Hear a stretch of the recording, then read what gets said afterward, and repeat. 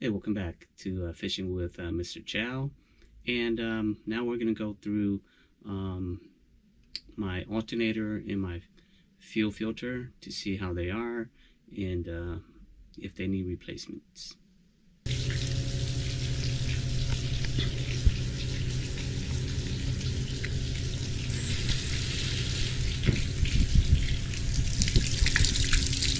End up having to remove it or put new foam in it.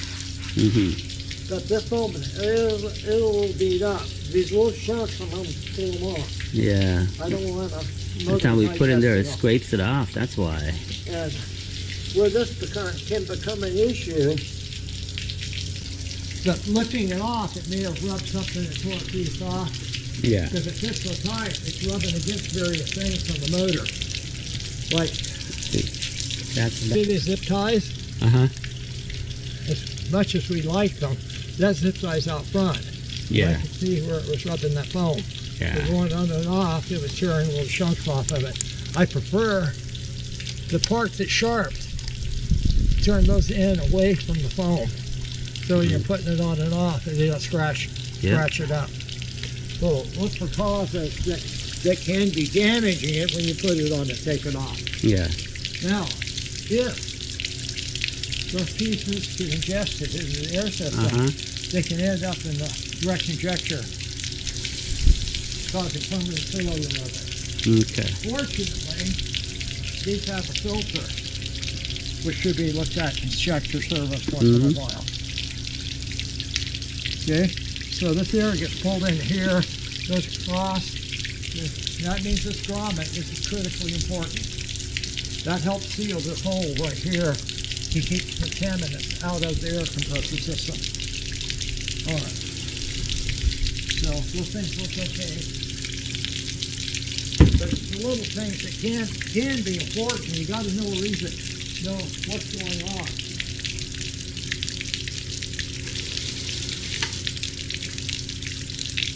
All right. When I started, I got sidetracked on. Check what we call AC voltage instead of DC. This is a DC system and it cannot tolerate very much AC voltage.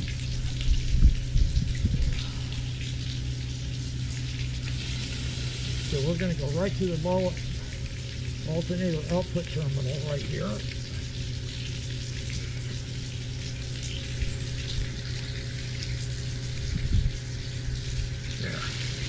And I want a very good connection. So we're going to start it up again. And you see right now I'm showing DC voltage. AC is because it's equally negative and positive. There should be none, zero. That's an AC voltage signal there. That's a DC signal. So if I go here, I won't see almost nothing. Well, running, that should not exceed 250 millivolts, one quarter of a volt. If it does, that tells us we got an alternator issue for sure.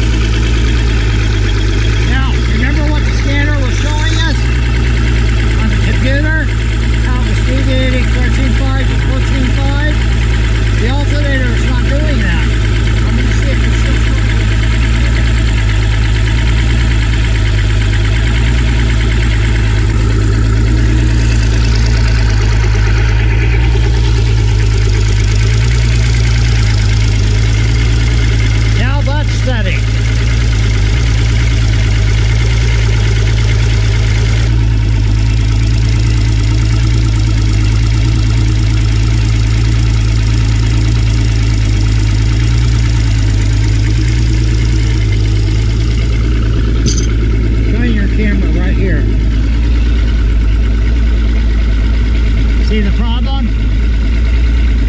There should be no movement. This is why you don't use wing nuts on the battery cable for that sort of thing. That could have enough oxidization to cause voltage spikes and surges. So it's a possibility. The flare pressure from the alternator is also a possibility, but it's not doing it now like it was earlier. But we will correct that.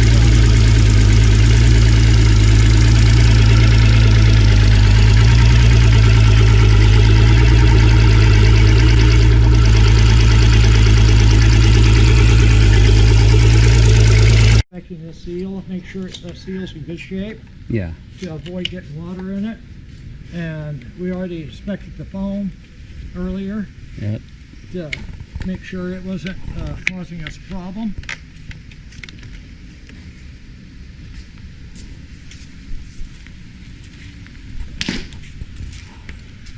Okay, this doesn't have a plug. Invaluable tool to have is a 5/16 or 8mm wobble socket with an extension and a straight one. But this one helps greatly in getting to some of these fasteners.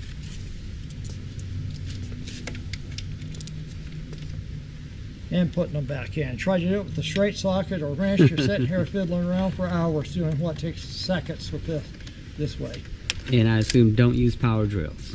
I mean, don't use power tools. It's okay to remove them. I don't like to use it too much for reassembly. And they get misused so much. That's why I'm kind of hesitant to do that here. Now, see that one down there? In the bottom? I need a longer extension. That one right down there. That's going to be a hard one to get to. Shorter one. But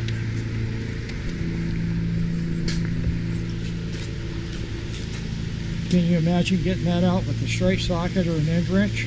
Oh yeah. The right tools can make life so much easier. And when you put the cowlings back on, you put all the screws in the holes, and you're careful to put the cowling in place so the screws don't fall out. Now they're already in the holes when you get it up there, and all you can do is wrench in and tighten them down. This one, 2.5. To get the cowlings off, you got to pull the rigging tube out of it. Some of them you can just lift it out as a complete assembly. Yeah. I push. Oh, some of them you can't. But you see the screw down here? See that one? I don't, but I'll get to that side. This one's hard to get to. Harder to get to. But you learn how to use these, and if you put it in a hole before you put the cowling in place, all you can just go in there and tighten it. But that's why you need a wobble socket. I can't imagine even trying to do this with a straight socket or end wrench. Now, most of these Mercury motors have 4 cowling screws. You notice we did 3 of them. There's one more. But it's easy to get to. Okay, give me my tool back. And I'll use a straight screw. And this one's down here underneath. That one's the easy one. Yeah, that's a straight shot in there. Now, things are a little different when you get to the 3-liter motor, like that one over there. On those, for this lower screw, it has a rubber plug goes in right here. You go through that hole and reach in there to do that. You have to pull the rubber plug out. There are differences in them, though there's still a lot of similarities too. Okay, these are all this stuff. So we should be able. Sometimes you step on them. 2 5s because they go on to here on some bosses. Mm-hmm. Sometimes it's a little difficult to get them started. They're stuck.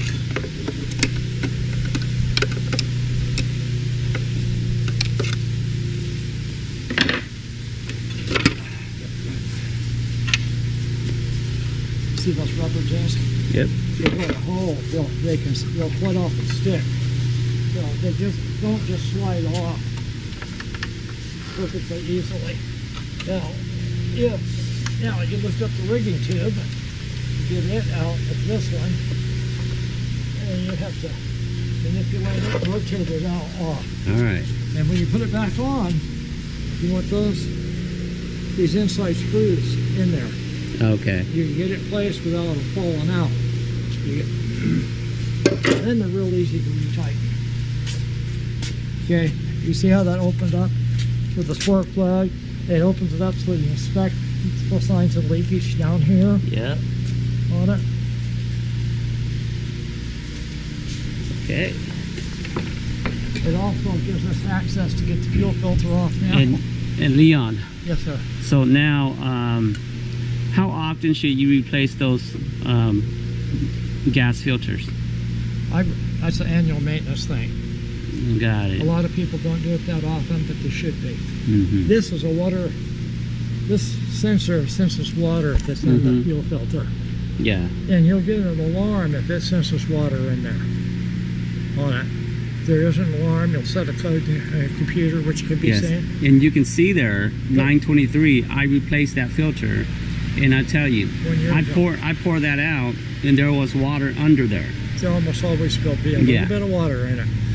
But sometimes, it depends on the marina you're going to, and if you're filling up out in the rain, and the atmosphere, the tanks breathe.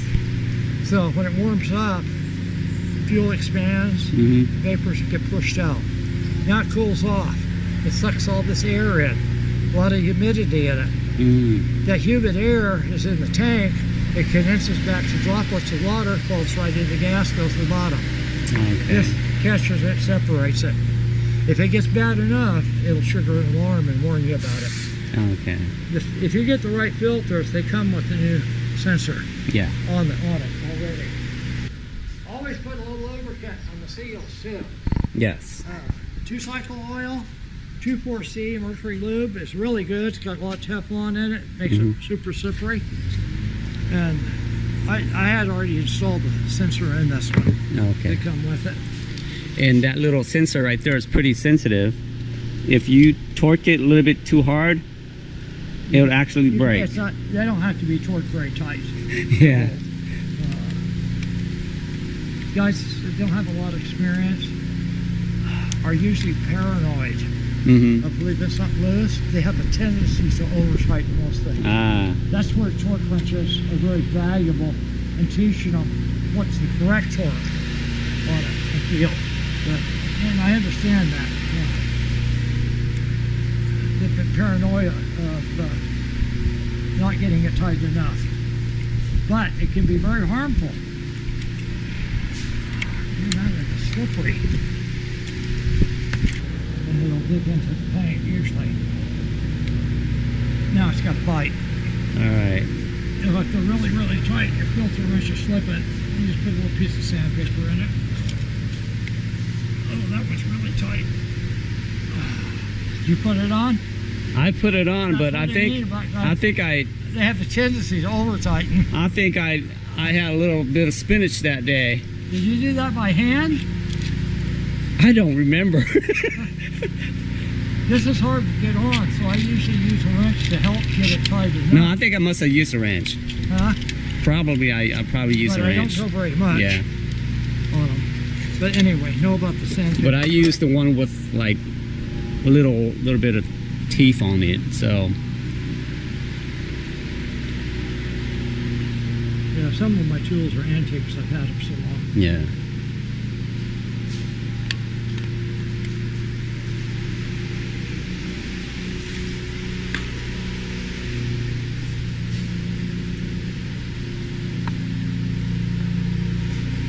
Sierra is a pretty fair product. Uh-huh. I lean toward Quicksilver or Mercury. being original equipment for Mercury's. I know for a fact that Mercury thermostats are more reliable than Sierra's.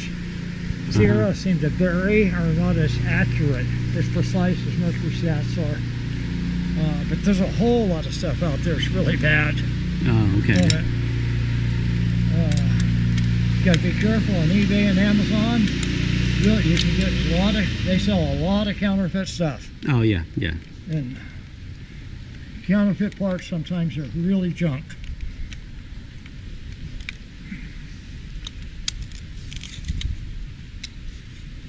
I remember a while back I got some filters on Amazon that they read right and didn't say anything. If they say replacement for, it's not the original thing. Yeah. But I thought I was getting genuine Mercury fuel filters for Optimax. They weren't. They come in, and I boxed them right back up, put them in return shelf. I did that with batteries, and I said they're not going in motors that I do. But you got to be real careful with them. So I need to stuff up this. It don't have to have much more than you can't get a good grip on it to turn it quite enough by hand. You're almost forced to use a tool. Yeah. You get that last little bit. Just don't go very much. And if you've lubed it, it's easy to get them tight enough. That's the other thing on it. The wrench is a tight fit in here. Mercury probably sells a special wrench just for this filter. That wouldn't surprise me. And then don't forget to plug the sensor wire back into it.